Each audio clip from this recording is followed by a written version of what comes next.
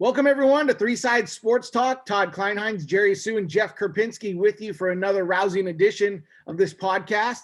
Quick announcement, good news for us and good news for all our listeners. We are now an approved Pandora podcast. So that's another platform that you could listen to the dulcet tones of the three of us. You can also use your smart speaker, Alexa or Google Home, whatever you have, and just say, hey, Google, or hey, Alexa, play Three Sides Sports, and we will now be played in your home. So spread the word. As always, like, subscribe, and comment. You can do that on definitely the Apple podcast platform. We're working on the technical issues to find out how to do that on iHeartRadio and Spotify. I'm sure there's a lot more technical people out there who know how to do that. So if you do, drop us a line, and you can like us and follow us at Three Sides Sports on Twitter. We are banging out a lot of content now that free agency is about to ramp up and all the pro days are in full swing. But to get to the big news of the week, Mr. Dak Prescott is not going to be, or we should say, should be upping those donations to the Dallas area charities, because 4 years, $164 million, 75 guaranteed. The guy played on the franchise tag, was holding firm that he wanted a long-term deal, and he got what he wanted.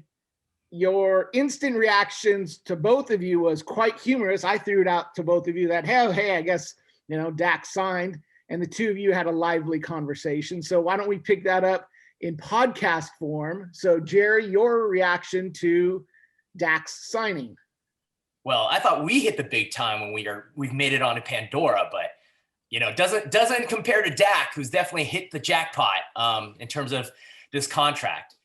In terms of all of our discussions thus far concerning the quarterback carousel, I actually never really felt like Dak was on the carousel, because unlike the situation in Houston, I felt like both Dak and Jerry Jones wanted to get a deal done and continue their marriage in Dallas.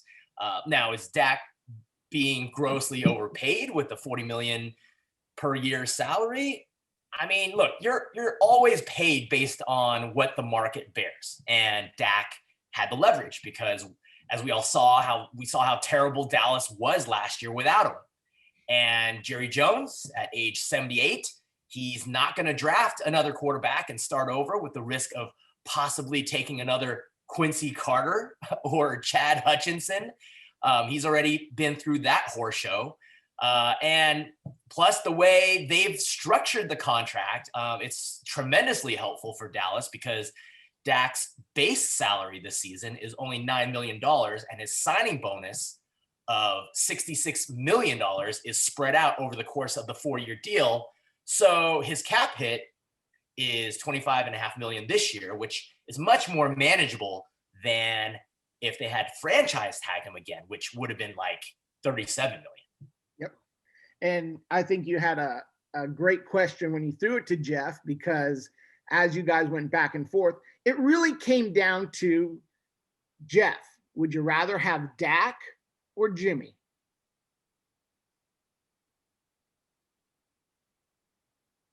Oh, I think Jeff is on his muted button. Yeah, you got me? Yeah, got you. Yeah, I knew this day was coming, because they had to get something done. And not that I'm not a Cowboy fan at all. I just thought, I knew they were going to pay him, and I was always thinking, great, pay the guy, because that's great for the rest of the league, because now you guys are going to be screwed because you're going to have all this money on your quarterback who is not elite Patrick Mahomes. To answer that first question, though, I guess I don't want Dak on that contract necessarily with all that money. I'd rather have Jimmy, I think. Dak hasn't done anything. I wrote a whole list of notes here regarding Dak, man. I don't know what Jerry's thinking on this one. Like, he's literally lost his mind. I would have either franchise tagged him again and then drafted a guy at 10, taken a shot with Cam Newton, Ryan Fitzpatrick, re-sign Andy Dalton, because, maybe he structured it okay so they can add some more guys. But at first, it didn't seem like that. It's like you're going to spend all your money on this guy, and then how are you going to build the offensive line? How are you going to pay anybody for defense? To me, I mean, they've had him there. People always act like, oh, well, we signed Dak to this extension. We're going to go to the Super Bowl now. You haven't gone to the Super Bowl for, how many years now? And now you just think like, oh, we signed Dak. Now we're Super Bowl bound. No. Cowherd was talking about it. They got 3 guys paid in the top 5 at their position. Not one of those guys are a top 5 player at their position, right? So I just think way over the top. Franchise him again, go a different route, take a guy. You can redo that same thing with taking Trey Lance right there, and that's the formula, right? Don't pay the guy, get some other players. So good for Dak, sure. I mean, he got what he wanted, and good for the rest of the league because they may still finish 3rd or 4th. Well, let me ask you this. Well, I'll ask both of you. Like you mentioned, you didn't think, you didn't think Dak was a top 5 quarterback. So I think people get kind of in this bubble that if he's not Mahomes, he's, I don't know, Nick Mullins. Like it's those two extremes type of thing. And I like Dak. I think he's a good quarterback. I don't think he's been helped immensely by Dallas in terms of early in his career. They just didn't have a defense. Like they had this incredible offensive line. They got Zeke. They were running the ball. And then kind of the offensive line falls apart and they go draft CeeDee Lamb. They got Amari Cooper. They still got Zeke. So they got these offensive weapons.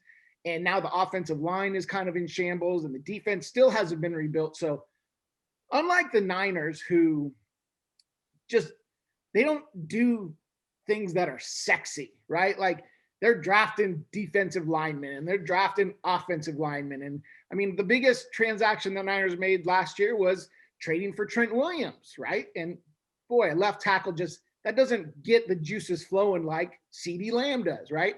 So where do you put Dak? I know you said he's not top 5, and I probably agree, but don't you think he's top 10? I mean, he's definitely the best quarterback in that division. And when you start, how do we get to the playoffs? Win your division. So if you're Dak and you're the best quarterback, I think you're kind of on that path. Yeah, I mean, you'd asked which quarterback would I choose between Dak and Jimmy, and personally, I wouldn't want either guy with their current contracts. But if I had to choose one guy, I guess I'd go with Dak, just because I think that he has a little bit of a better skill set. I think that if he had the kind of coaching that Jimmy's had from Belichick to Shanahan, he'd be the better player. And plus, Dak's best year statistically is better than Jimmy's best year. And Dak's a couple of years younger. I mean, let's assume you got Mahomes, you got Aaron Rodgers, you got Russell Wilson, I mean, you have a couple other players that Deshaun Watson, obviously, but then you start getting into kind of this group, an aging Matt Ryan or a young Dak Prescott, and hopefully reinvigorated Matt Stafford or, the rejuvenated Derek Carr. So you start getting into these quarterbacks who by no means are blemish free, but they've demonstrated enough that you would think, boy, if they get put in these right situations and aren't asked to win games 42-38 because their defense can't stop anybody or they don't have a run game. I'm not a Dallas fan. I, kind of put Dallas in the category of old school rivalry. I mean, I hope I hope we beat them convincingly every time we play them.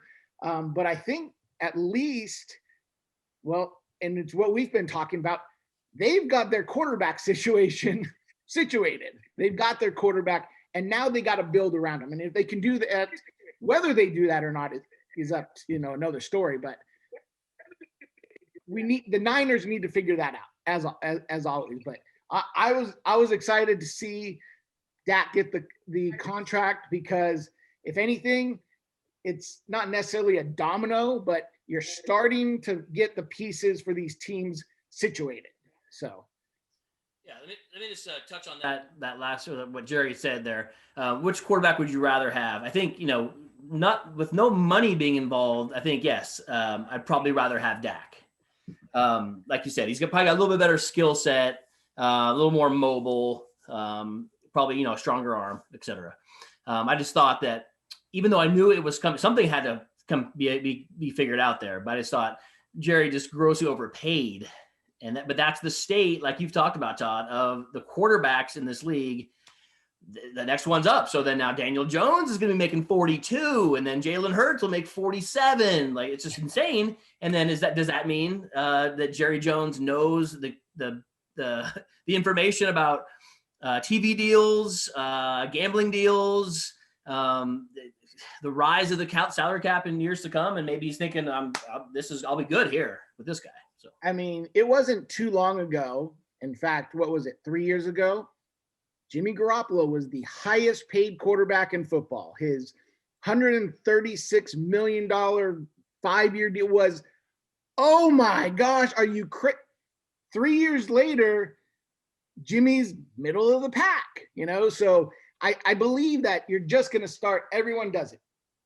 New contract is going to get beat next year by whoever comes up, the next new contract. But some paper pushing items that the NFL did get done this week was confirming that the salary cap was going to be $182.5 million. So now teams can go in, and they've already started using the franchise tag. In fact, that deadline's passed. Niners did not use the franchise tag or the transition tag, and I didn't anticipate they would. They really didn't have anybody that warranted having the tag placed on them for the money that they would have gotten. We had talked about a month or so ago of, why don't they tag Kyle Juszczyk? Well, because Juszczyk there isn't a fullback category. It's only a running back category, and he would have been guaranteed $8 million, which is darn near double what he would make. That would have really hindered the Niners salary cap. And if you're a Juszczyk, you can't run to the fax machine quick enough to get that signed and back to the Niners that you just, guaranteed $8 million. But the 10 players in the NFL were franchised. And I actually think it's kind of good news for the Niners, because 2 of them were offensive tackles, the Panthers and the Jaguars. The Jaguars have a lot of money to spend, which would seem to take them out of the running for Trent Williams. 3 of them were safeties. And if you're looking at the Niners secondary in terms of possibly bringing Jaquiski Tartt back, you're talking about 3 teams, including the Jets, who have a lot of money to spend, have now franchised their safety. So you're starting to get, we talked about, you have to, ward off these teams with a lot of money. Not saying they couldn't go this direction, but are the Jets really going to spend big on 2 safeties? Are the Jags really going to spend huge money on 2 tackles? No. So I think those types of things, as they've kind of come out, were a positive for the Niners. I don't know if you guys even looked, cared, or, noticed, but as I started to see the positions, it's like the Niner free agent positions matched up with some of the positions that were being franchised, which would shrink the number of teams you would think would be going after their free agents. I did see some of those transactions, but I didn't really think about them the way you did. I think in regards to Trent Williams, my biggest concern are the Indianapolis Colts, because I never really believed that Trent Williams would go to a rebuilding team, whether it be the Jets, whether it be the Jaguars. I think the team, if he were to leave the Niners, would be to a team that could pay him, but would also be a winner. But on the podcast that Richard Sherman was on recently, apparently Trent Williams was on it as well, and they discussed his inclination on returning to the Niners, and it seems like the Niners are still his number 1 destination of choice. So that bodes well. Yeah, for sure. I mean, he made that comment, right? Barking up the right tree. So hopefully he's still mutual interest there. I didn't necessarily think of it like when I saw the free agents, like, oh, those are the same positions. I just saw some people get franchised. some, I guess, more surprising than others. But then also notice like some of these guys starting to get released as well. So like maybe we have a need for a Tooney. So now Joe Tooney is available. He was released, right? Or guys like that when we have a need for these different guard, center, et cetera. I mean, I don't know all the names off the top of my head, but yeah, so we start to see that who gets franchised and who becomes available, and cap casualties, whether it's because of this year's cap going down or just long-term effects. So that should hopefully bode well for what we have. And I guess also looking at the numbers, I think I saw somewhere the Niners were like 8 or 10 rank in like availability, which I was surprised. I thought we were a lot worse off than that. So. Well, another media-driven story that we are smashed up against the cap like no other, when in actuality, it's not so much that the Niners are smashed against the cap, it's just that the cap was reduced to the point that teams are going to have to be, a little more discerning, which is why I think you're going to see a lot more one-year deals. That players are going to take that one-year deal this year in hopes that next year become a free agent again when the salary cap goes up. So you're going to have an opportunity, if you're a good team, hopefully people still consider the Niners a good team, to jump on the fact that there might be a guy like Hassan Reddick, who would probably get really big money if a lot of teams had it. But could he come in on a, moderate one-year deal, make a splash and then go into free agency? Could, because these agents are going to want to get these guys paid handsomely when the cap goes up. But you mentioned just the cap overall, and the Niners are number 8 or 10, depending on, exactly what you look at it. There was an article in The Athletic that came out today or yesterday. I forget when it actually came out, but I saw it today, and it was incredible. It's not only just an article, but is an awesome exercise in being a GM, signing, constructing a team. They lay out the entire Niner roster, all the players, all the salaries, and you can go in there and plug in, and they already have all the people. You don't have to go searching.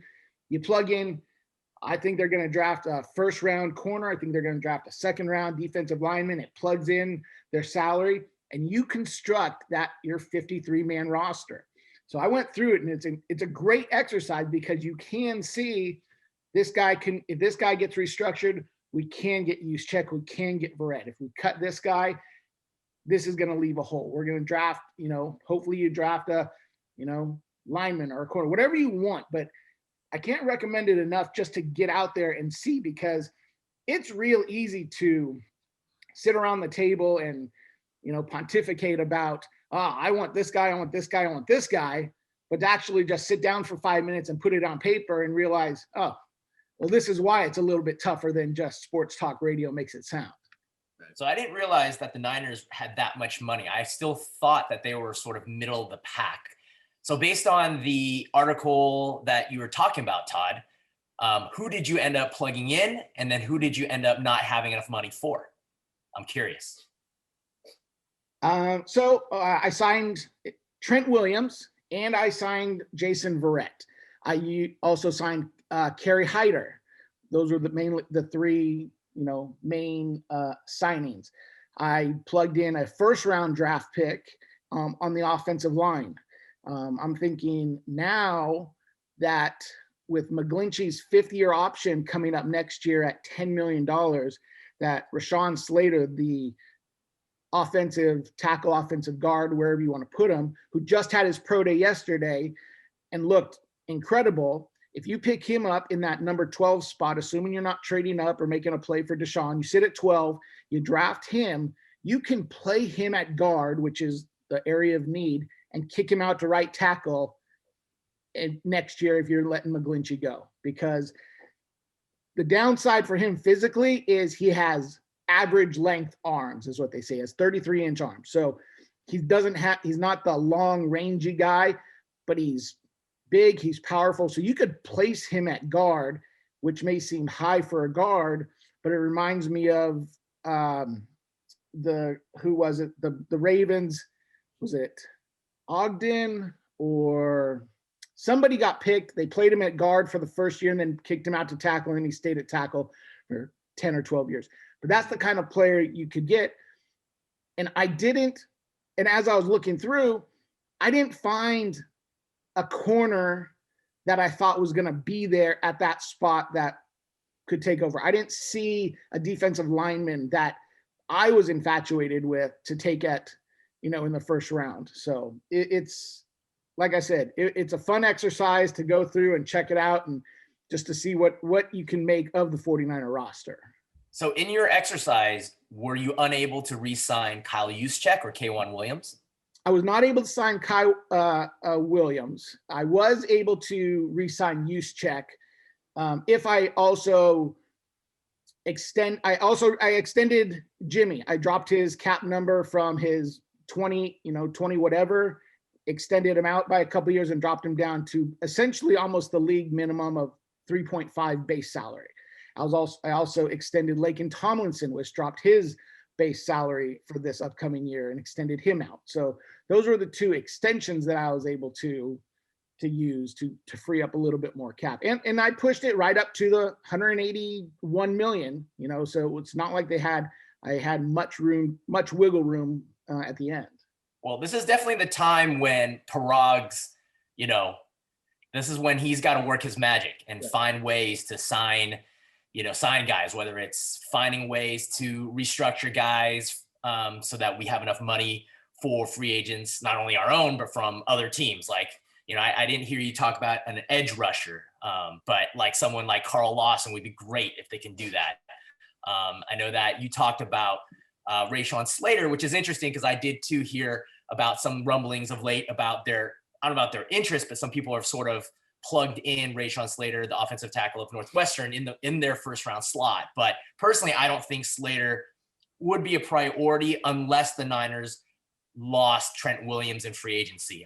I know what you're saying about plugging him in as a guard at first and then kicking him out to tackle should they decide to move on from McGlinchey. But I think and I hope that Parag's able to find a way to find some money, find some cap space for Kyle to shore up that interior part of the line through free agency, whether it's signing Alex Mack, we've talked about, or Gabe Jackson, who was one of the guys cut from the Raiders, or Kyle Long, who recently came out of retirement. So I just think right now it's exciting because you just don't know in what direction the Niners might be going, but you certainly hope that they will somehow find enough cap space to get some of these guys to fill those holes. And also, to Jeff's point, having, seeing some of these guys get cut and maybe they can, take one of those kind of Jason Verrett deals that we gave them last year, kind of a prove it deal, whether it's for a Desmond Trufant or a Malcolm Butler, who also just got cut, or maybe even a LaMarcus Joyner. But I think for me, what'll be interesting is to see after the handful of teams who actually have significant cap space go on their spending sprees, we'll finally then get to see which players are left over. And that's the pool of players from which the Niners could find some value. Yeah. I mean, a lot of names to kind of go through already. I mean, how those names you just mentioned. I think like for Slater, I mean, I don't know. Yeah, I think it's always a good idea to add a good tackle or guard. We saw that with Quentin Nelson, right? Like, everyone talking about taking him too early, but then look how good he is. I mean, you got to definitely take that guy at that point, I think. So we'll get to the draft, but right now it's lots to shake out with free agency and what guys we can maybe add there, like a Mac or a guard or something like that. And I'm also interested to see what they do as far as D Ford or Richburg. Those are the two guys. I mean, I'm not sure exactly. I don't know if you have more information on that, Todd, like what you can do if you were going to come to some sort of medical, whatever it's called, Medical settlement or something. Settlement. Yeah. If it's going to free up some money or are we just stuck with those guys still, or what's going on? No. So Richburg has no guaranteed or injury settlement money guaranteed. So he can be, released and cut or retire, whichever. And the Niners will be on the hook for a tad bit of dead money, but there's really nothing in, which is why I would expect Richburg to, be let go this week before the free agency starts. We talked about D Ford. he has an injury guarantee. So if he doesn't pass a physical, then he's guaranteed his money for next year. Now the Niners could go to him and say, hey, can we just settle for, instead of your 19 million, we'll just write you a check for 12 and be done with it. So, yeah, but that's one of those things that is going to be difficult, because I think everyone anticipated moving on from him without such a heavy hit. Do you know how that impacts the cap, though? I mean, if they just sort of went directly to him or his agent and said, hey, let's settle on a number, is that the number that will then be what his dead cap money would be? Yep, that would be his cap number this year. Yeah. And in your exercise through The Athletic, were you able to cut Richburg, and is that how you got some money, or were you able to do anything with those two players that Jeff mentioned? The Athletic had already cut those guys and went through the process, because it wasn't an exercise for the in-depth GM, but it was for the regular fan, because they went through it and said, these are most likely scenarios of this guy's cut. You're going to have this much. D Ford, Richburg, they had Pettis's dead money. They had Quan Alexander's dead money. Like, you don't need to mess with that. These are all worked into the formula. All you got to do is, here are the guys that are signed for the Niners. Like, they had, okay, you need 4 or 5 running backs. So does that mean you're going to draft one? Does that mean you're signing use check? And they had drop down menus, and you picked the player, it plugged in the salary and deducted it from the total. So then you were able to work it. And every once in a while you came up red and it said, nope, you've spent too much. And you had to go rearrange and, drop a guy or change a veteran signing to a 6th-round draft pick to reduce money. So yeah, that was already in there. So here's our plug for The Athletic. If you haven't gotten your subscription already, you should do it now, because and I'll tell you, I was a hesitant subscriber to The Athletic, just because there's so much information that's out there for free. Why are you going to pay for it? It's like the ESPN Insider and all those types of things. But I checked that out, and mainly for these in-depth articles, specifically about free agency and the draft, and the fact that they go through these exercises and have long form pieces as to why, and I think that's what entices me and why I enjoy it, because it tells you why things happen and why it's important and why this is going to happen. It's opposed to, cut D. Why aren't you cutting D4? This is absolutely ridiculous. Well, here's why. Because if you cut him, you owe him $19 million. You can keep him on the roster for 12, or you can cut him for 19. Well, I guess keeping him for 12 and just, letting him sit in street clothes up in the box is better cap value. So that's absolutely, hey, I'm not getting mine for free, but if The Athletic wants to send me something for plugging, then great. But I mean, everyone should go out there and do it. Yeah, for sure. I mean, from David Lombardi to Matt Barrows to Marcus Thompson. I mean, they got some of the best journalists in the area writing for them now. So definitely encourage people to subscribe if they can. And speaking of like kind of excitement, free agency starts in 1 week. So we will be recording as free agency floodgates open up. So not that we're going to be breaking news, because we're not going to be doing it live, but we'll be able to have instant reactions as things start unveiling, because you're going to have those 2 days of legal tampering before. So Monday and Tuesday, you can legally tamper. You can talk to these free agents. You can discuss contracts. You can't put pen to paper until Wednesday. But come Wednesday, that's kind of when you're going to start seeing this, and we can have the instant reaction, which will be a fun, it'll be fun to see what happens, especially if there's anything unexpected. So yeah, and you're great to finally see these things happen, right? In your point earlier, Todd, I was touching on that also. It could be a good point as far as signing 1-year contracts for some of these guys. Seems like we just saw that. Was it baseball with the unknown future or unknown salary implications? You get some guys signing 1-year deals and just, banking on themselves, and then knowing that the cap's most likely, right, it's going to go up even further than it was going to go up before, because it'll catch up or get other money that's coming from TV deals or wherever the case is. So, and then also who wants to play for the Niners, right? I guess you get some of that too. I mean, even that first day, it may not be second tier guys like Jerry mentioned. Maybe somebody who's like, no, I really want to go there, or whatever the situation is. So. I want to throw a couple things at you guys real quick and just get your gut reaction, because none of this is earth shattering, but the Saints released Emmanuel Sanders. So he's a free agent. He's got some experience with Kyle. You want him back? Sure. I mean, again, it just depends on the money. Is he going to come back assuming he comes back at a reasonable deal, do you want him? And go ahead. No, yeah, I mean, obviously, if things stay status quo, if we keep Jimmy Garoppolo, and I'm not sure what they're going to do in the draft, but let's say we don't really draft anybody receiver wise, then yeah, absolutely. I mean, I think Emmanuel Sanders was exactly the kind of veteran presence that helped take that group over the top during our Super Bowl year. So, like I said, I mean, it just depends on where we are in our cap and how much money that he's going to demand.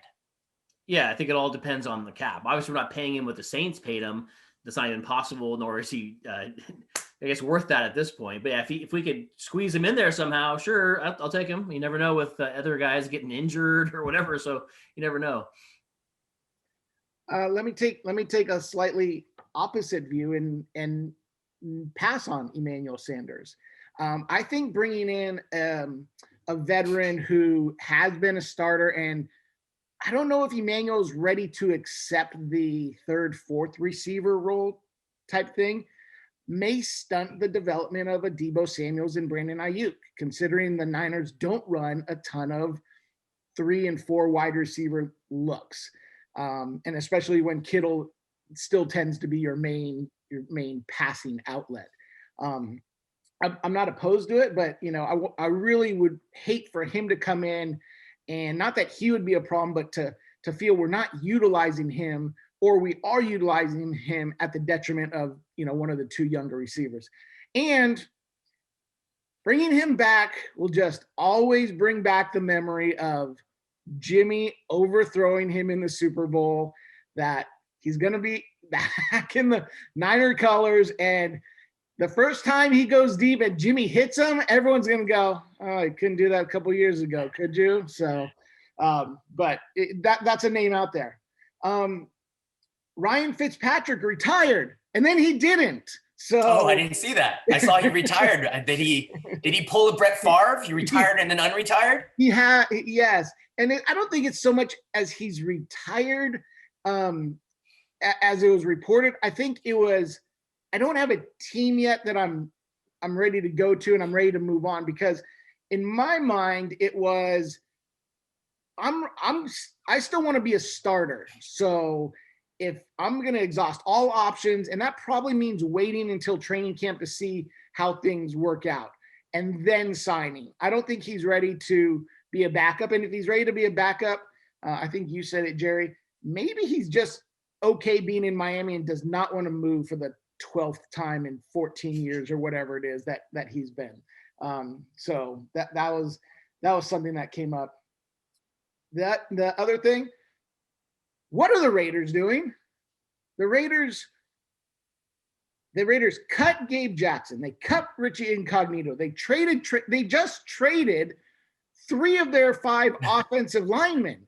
And this was a team that had no defense last year, and the offensive line was average, slightly above average at times.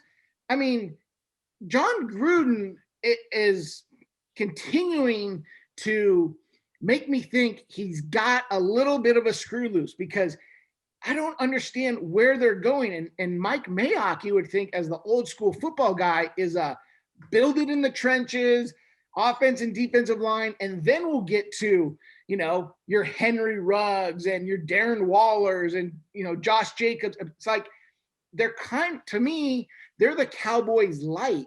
They have all these offensive skill positions, which is great until Carr doesn't have time to pass, and you can't stop anybody. So any thoughts on John Gruden and the Raiders?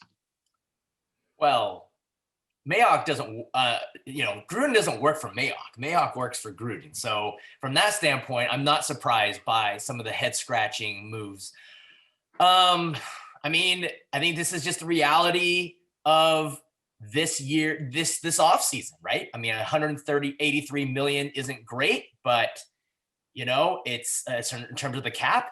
And I don't know if it's quite going to be the bloodbath that some people think it would be in terms of players getting cut, but a lot of these players that would not have been cut otherwise are being cut. So, but for the Raiders to get rid of like their offensive line, I don't know. I don't understand it either. But again, you got to cut what you got to cut.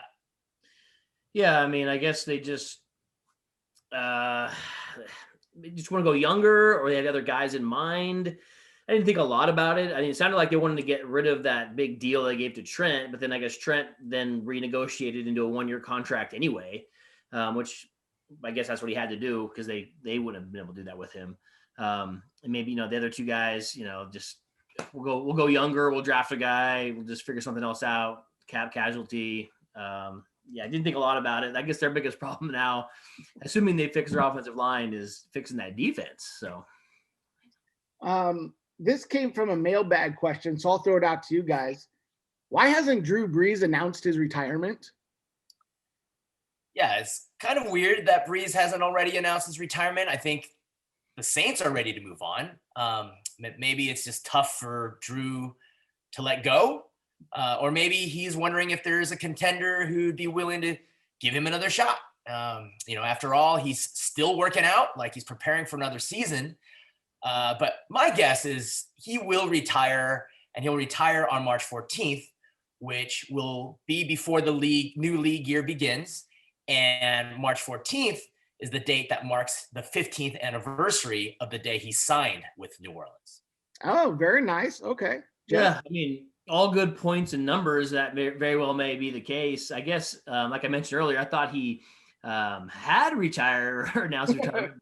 I guess I was mistaken. But maybe he's just gonna give another shot, get all those off-season surgeries done, and just looks at Tom Brady like, look what he's doing. Let me just take like the minimum. I don't need the money, and I'll just come back. I mean, I don't know if the Saints have moved on necessarily because they don't necessarily have a guy ready to step in. So maybe Peyton has convinced him, you know what, how about just one more year? Well, let me ask you, if, we I don't know if you saw, but Drew's out there pushing sleds, and, that's just not what you do when you're 43 and retired from the NFL. I mean, you kick your feet up on the beach and, with a Mai Tai. If maybe he thought, again, the Tom Brady effect, maybe he thought this was going to be his last year. Then he saw Tom, what he did, a couple years older, and, a little more say that he thinks now we were close. We can run it back. One more year. I mean, does that, what are your thoughts? I mean, I would think Drew looked really diminished throughout the year. I mean, he really struggled to push the ball downfield. And I don't know it's kind of what I thought Tom Brady was going to be for the past 3 or 4 years, and it just hasn't happened. Drew seemed to have hit the wall, but if you're Sean Payton and Drew goes, "Hey, Sean, let's go," do you take him? Yeah, I mean, I think Drew struggled because he was hurt, right? Wasn't he hurt? He had like broken ribs last year. So yeah, thanks to the Niners. Yeah. So it's kind of hard to judge. I mean, clearly it's not the Drew Brees that used to throw for 5,000 yards, but yeah, I mean, I'm guessing that if Drew Brees wants to run it back, I think that Sean Payton would run it back with him. Yeah, I think they're maybe still in that window where they think they could possibly do it. And Peyton probably just said, "Hey, take some time. Don't decide anything yet. Get healthy." Because yeah, he had a bunch of injuries, I guess, like 3 or 4. Get healthy and maybe, get some more pieces around him. And that's their best shot than getting a new guy. So, but the problem is that they're still well over the cap, and they've, for some reason, I don't know, they tagged their safety, Marcus Williams, who I'm not sure why they're infatuated with him. I don't really think he's all that great. So, I mean, how much more can they do? I thought they're going to start stripping it down. We're just talking about having to cut guys for salary sake, for the salary cap sake. I mean, what is their roster going to look like once they pare everything down? And is that something that Drew Brees would want to come back to and be able to think, hey, yeah, I can run it back with these guys and we have a chance? Well, I Well, think if he takes the minimum, I think that would help, right? Well, and again, there's, salary cap gymnastics. Yeah. They're significantly over the cap now, but if you restructure all those guys and basically push it to next year, then it just puts them in, salary cap hell next year, kick it down the road a year.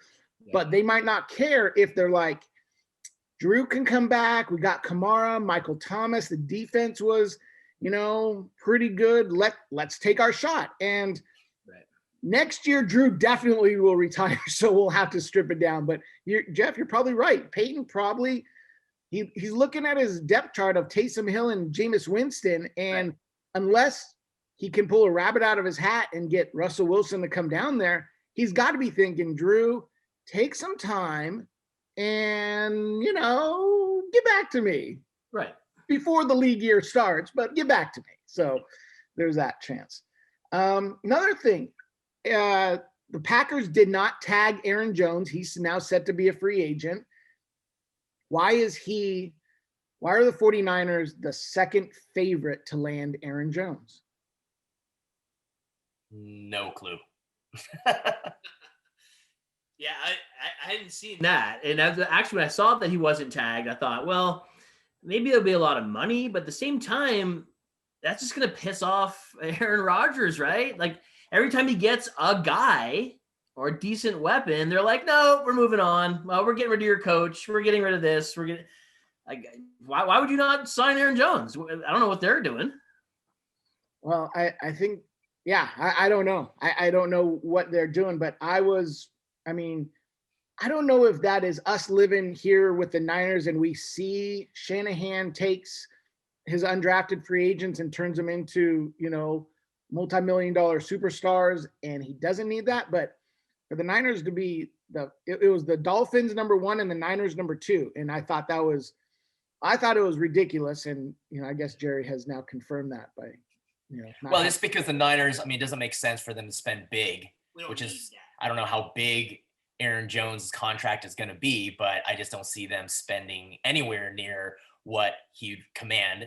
And as far as the Packers are concerned, I guess they're just comfortable with the young guy they drafted last year, AJ Dillon, right? Yeah. So, and if it doesn't make sense for the Packers, I'm not sure it makes much sense for the Niners, considering, they run the same type of offense. Next, another question came in via Twitter. What are your thoughts on the new proposed overtime rules? Have you even seen them? And if not, I can tell you what they are. I have, but I guess my question is, have people been complaining about the current overtime format? Because it wasn't on my radar. I think it's fine the way it is. What do you guys think? I definitely prefer the current model over the previous model of just sudden death. Right. Which is, I just think that they're overthinking it. There's so many more other aspects of the game that I'd rather see fixed. Like if the offense fumbles the ball out of the end zone that they're trying to score in, the ball shouldn't automatically go to the other team, as we discussed. Correct. And actually, here's a rule I like to see. If someone flops to draw a flag, the opposing team can have it reviewed. And if it's deemed a flop, then the flopper's team gets a 20-yard penalty. Yeah, that's right. I'm looking at you, Josh Allen. 20 yarder. 20 yards might be extreme, but well, then it'll discourage flopping. Yeah. I saw I looked it up after you mentioned that, the overtime rules, and I don't know if they, meaning like the league, is interested in changing it or just that one team that proposed it. Mm-hmm. I think it's fine the way it is now, better than like it was, like you said, Todd, before. But yeah, the new rule, it sounded more confusing. Like you get to pick the ball and you get to get the offense or defense. And then, well, for the listeners who haven't seen the new rule, the proposal is, it's called spot and choose. So one team would choose where to spot the ball on any yard line on the field. And where are we going to put the ball? The other team gets to choose whether they want to take that spot on offense or defense. To me, the most conservative thing is aren't you always putting the ball at the 50-yard line? I mean, Right. that way, no matter what they choose, if they choose offense, well, that's as far as you can reasonably go without them choosing defense. Because let's say you put it at the 30 and they say, all right, well, we'll pick offense. First down, field goal, game over. Right. So you would have to pick something between. I could not come up with a scenario where you would not put it somewhere between the 45s. Like if you want to nudge it 3 or 4 yards, maybe you got a stronger kicker thinking, well, if they pick defense, we might have a shot. So I'm with Jerry. I didn't hear the clamoring to change the overtime rule. And I certainly couldn't find the advantage or what the spot and choose overtime rule would do outside of being something different. Yeah. And to Jerry's point also, hopefully they're having all of these conversations and they are maybe discussing the ball through the end zone one as well. I mean, we just heard of this one today or yesterday, but hopefully they're talking about all of them. Mm-hmm. And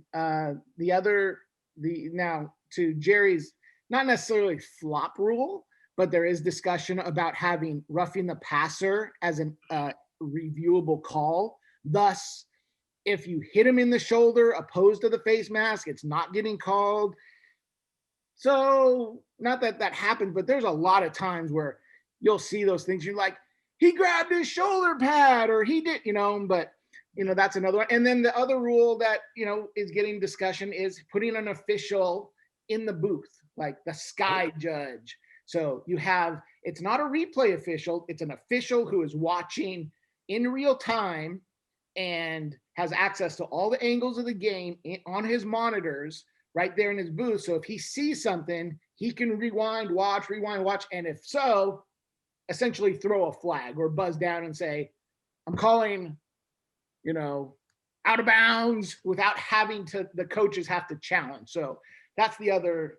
That's interesting. So they're going to allow for a guy or I shouldn't say a guy, it could be female, I suppose, an official in the booth who can overrule any call on the field based on what he or she is seeing in the booth.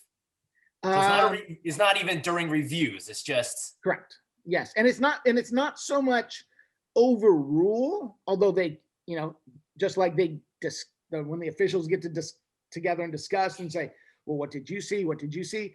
They'll, hey, whoever's up in the booth, what did you see?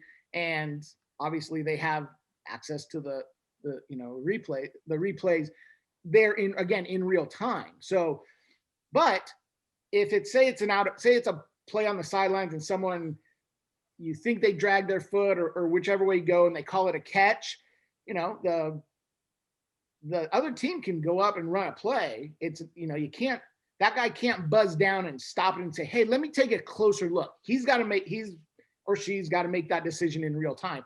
But I think what it was most interesting was, are they going to allow that person to throw a flag? Because if they are, lots of those, plays that are pass interference or holding that are away from the ball, those are the ones that kind of irk me, because we got holding defense and you're like, the play was a bootleg to the opposite side. That guy wasn't even involved, so are they going to let this person just view the whole field and go, oh, I see a flag, which would slow the game down. I don't think they want anything to do with slowing NFL games down. Yeah, I mean, it sounds like a good idea in theory, but I think that they're just going to be hesitant on approving something like that. Yeah, that's what I was going to say was it sounds like it could be a good idea in some ways, but at the same time, it sounds like it could be really dangerous. And I want less officiating. I want less calls away from the ball, but maybe faster on the replay. So maybe if he's there to be the replay guy, so you don't have to go to New York or whatever. Okay. Well, I think that would be part of it, because when you go to replay, well, first of all, outside of 2 minutes to go to replay, the coach needs the challenge. And then The referee's got to go over to the, screen and put his headset on, look at it, and da-da-da. Whereas this guy could seemingly make those instant, those plays where we're watching on TV and they show one replay and you're like, nope, he got his foot down. You see the black tar rubber pellets, that's a catch. Like, he should be able to look at that and go, nope, down there, that is a catch on the 32. Please move. Like, that's what I would hope. And I think that's the intention. It's the unintended consequence that we're always worried about, that this guy called holding on, this play. So it'll be interesting to see what they do. Last thing that I kind of had, Niners wearing throwbacks this year. At least that's the rumor. Rumor is that the Niners are going to be wearing their 1997 throwbacks with the 94, right? 94 throwbacks with the Super Bowl team with the drop shadow numbers and whatnot. So it's not quite as radical as what the NBA has done with their uniforms, thank goodness. But they're bringing back a sense of nostalgia, at least for some teams. Browns, Bengals, Niners. So any thoughts? Do you like the jerseys? I was never a huge fan of those anyway, so it doesn't affect me one way or the other. Okay. Yeah, I guess my question is, I'm not a huge fan either. I really like how they look in their regular uniforms, personally. The red and gold, it's hard to beat that, like, for me. But would that be for every game or just a game here and there? Made it sound like it was every game. Like, they're wearing the red jerseys with the white pants, the white jerseys with the white pants, the offset numbers with the drop shadow. I'm not a huge uniform guy, so it doesn't make too much of a difference for me, outside of, fine, you're playing on the nostalgia of the last time they won the Super Bowl. Anything besides those horrendous black jerseys with scarlet numbers that you could not read the name of you couldn't see the number, you couldn't read the name, like, those were terrible. So anything. See, again, I like the concept. I like the concept of having this kind of black jersey and stuff, but the way they did it is just poor execution. Yes. So anyways, so that kind of ties a bow on the news of this week. I was actually hoping there'd be a few more releases. I thought everyone's talking about there's going to be a massacre Monday, as people start getting released, including big names. Riley Reif did get released earlier today, the tackle for the Vikings, who was a complete cap casualty. I mean, he started 15 games last year and was extremely solid. So there's an experienced offensive tackle who's now on the market.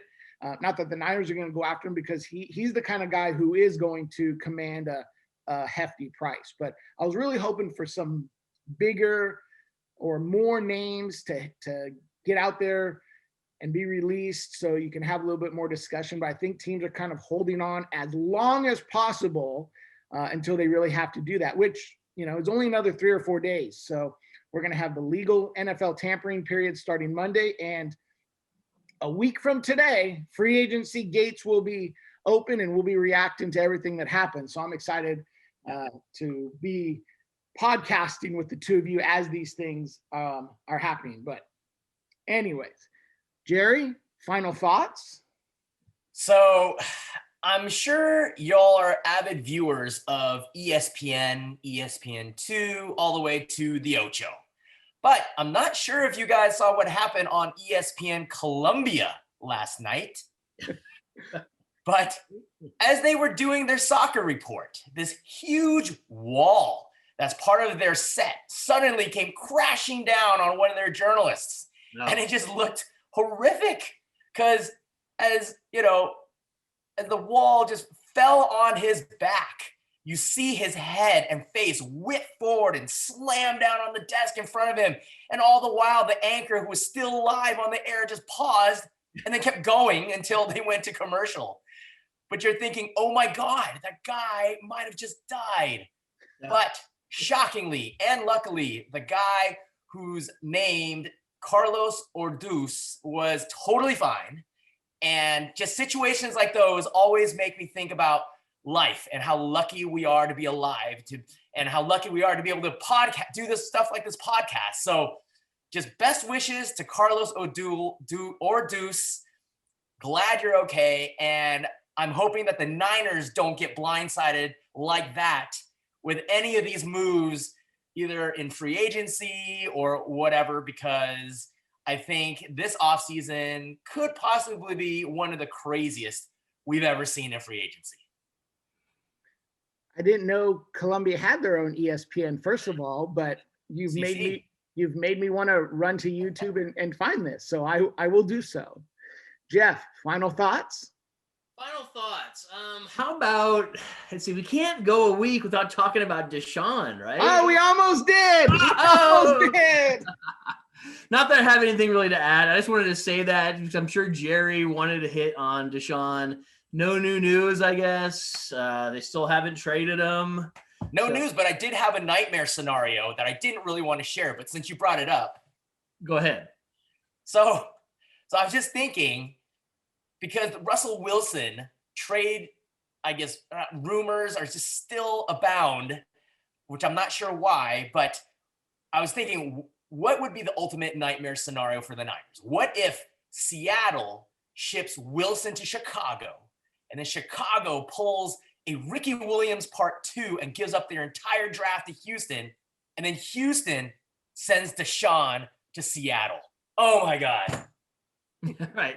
Yeah, I guess that would be a nightmare. That's one way to get Deshaun in our division. But yeah, that's the other thing I was going to mention was Russell. Like, what's the news with this guy? I still think that's just an odd scenario. I was talking about it with my cousin, just like an odd deal. Like, is this guy like? He always says like, oh, he's this great guy and a man of God, all this. What do his teammates think about him when he's like, you know what, actually trade me out of here because these guys suck. I can't win with these guys. So like, his teammates must hate him now, right? I don't know. This guy, I don't understand the story really.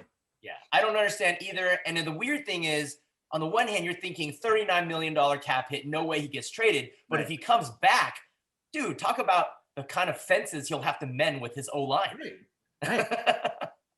Well, maybe they spend every dollar in draft pick on a new O-line. So the old guys, are just be let go. So it's brand new for him. So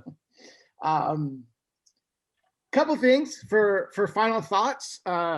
The background of the podcast background that I have is Justin Herbert. Why Justin Herbert, you might say? Young man has turned 23 today. Happy birthday, Justin Herbert.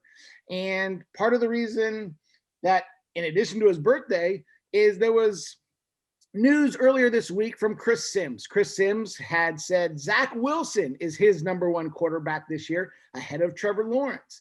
And while that might seem outrageous to many, including myself, Sims has somewhat of a history of being pretty accurate.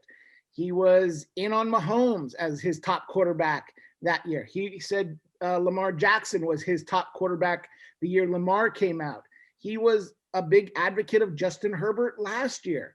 So as Chris Sims may seem to be a little bit off his rocker, his track record does indicate he knows what he's talking about. I guess this will be the ultimate year to figure it out, because Trevor Lawrence has been deemed number one for so long. Can Zach Wilson give him a run for his money? Maybe, but we'll have to see what that comes about.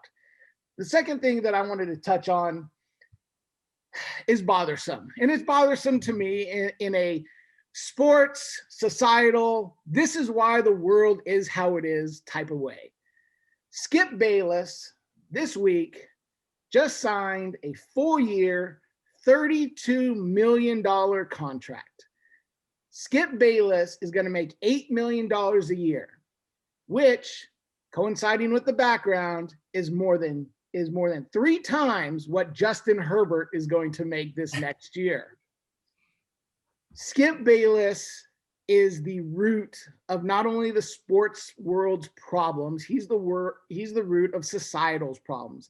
He is the ultimate contrarian who has built a legacy on just trying to get hits and be the talk of the water cooler, so people can say, did you hear what Skip Bayless had to say?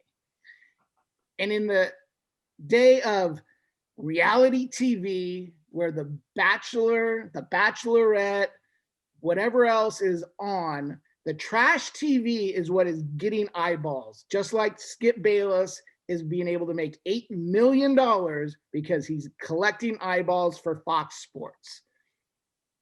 And I've never watched an episode of The Bachelor. I've never watched Temptation Island. I've never watched any of these reality shows, just like I do not watch Skip Bayless. I do not listen to Skip Bayless. I do not follow him on Twitter. It is a complete waste of time. And if more people would just please do what's right and not do it, Justin Herbert would not be asking Skip Bayless for a loan. So please, be better, people. And it's not that hard to do. That is my rant and final thoughts on this episode. I would like to conclude, finally, this wasn't in my rundown, but throughout the podcast, I was drinking a Strike Brewing Reflection Hazy Double IPA. It's what I had in the fridge, and I felt that I needed that kind of refreshment today. So I drank it, and it was delicious. So Strike Brewing, in conjunction with Santa Cruz, Reflections Hazy Double IPA, 8%, 1 pint, deliciousness. So anything else before we close the book? No, I don't think so. Although, come on, don't be knocking Temptation Island. Yes. Yeah, I don't listen to Skip Bayless. That's for sure. Anyways, excellent. All right. Well, that's 3 of us. So hopefully his ratings decline by at least 3. Right. For Jerry, for Jeff, I'm Todd. You've been listening to 3 Side Sports. Like, subscribe, and comment. That's how we answer all your questions. Either send them to us on Twitter at 3 Side Sports or put them into your review on Apple Podcasts or whatever your podcast platform of choice is. Next week, we'll be taking some additional mailbag questions, as well as being reacting in real time to the free agent frenzy that will be no doubt happening as the NFL opens up its league year. So again, thank you for joining. Thank you for listening. Good night.